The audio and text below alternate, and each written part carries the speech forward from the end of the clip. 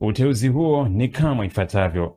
Profesa John Wajanga Aaron Kondoro ameteuliwa kuwa mwenyekiti wa kamisheni ya Tume ya Taifa ya Sayansi na Teknolojia.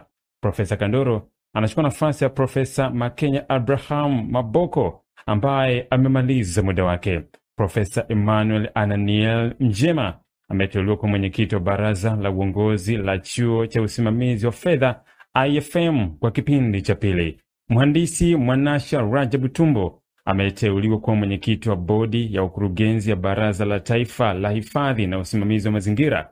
Mhandisi Tumbo anachukua nafasi ya Profesa Esna Tichagu ambaye amemaliza muda wake.